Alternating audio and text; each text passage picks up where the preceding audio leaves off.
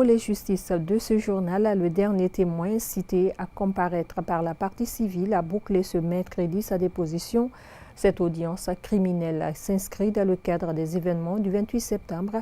Le comparant à la barre est revenu sur les conditions dans lesquelles son fils adoptif a trouvé la mort avant d'évoquer ce qu'il qualifie de mauvaise gestion des corps des victimes par des militaires devant le ministre de la Santé à la morgue, l'hôpital Donka, Oumar Sow.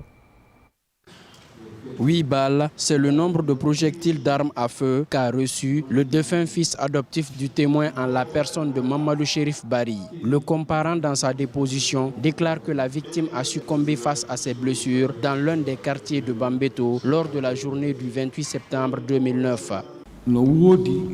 Je sais des choses qui se sont passées le 28 septembre. Ce jour 28 septembre, j'étais dans mon garage à Kipé. Mon enfant, le nom de Tcherno Mohamed Bari, c'est ce dernier qui est parti chercher le repas pour nous. Donc, il a trouvé que ce n'est pas des gens, mais des militaires. Il a eu peur. Les autres, il y a des gens qui l'ont insigné de contourner à côté du marché et venir traverser une bonne fois. Venu juste là où il devrait reprendre la route, ils ont tiré sur lui. Il est mort. Et ceux qui m'ont appelé, et ils avaient déjà reconnu que c'était mon enfant. Nous sommes venus le trouver couché.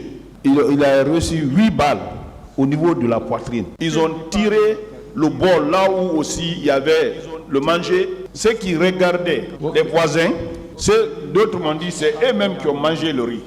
J'ai ramassé les douilles 101, 108.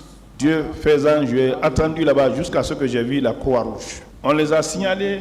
Il y a quelqu'un qu'ils ont tué ici. Des difficultés et autres obstacles rencontrés lors du transport de la dépouille mortelle de Tcherno Mamadou Bari vers la morgue de l'hôpital national Donka ont été relevés dans sa déposition. Le témoin a également déclaré à la barre la présence des militaires sur les lieux d'embarquement des corps.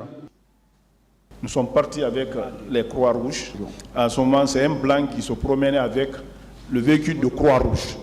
Nous avons déposé le corps à la morgue de Donka.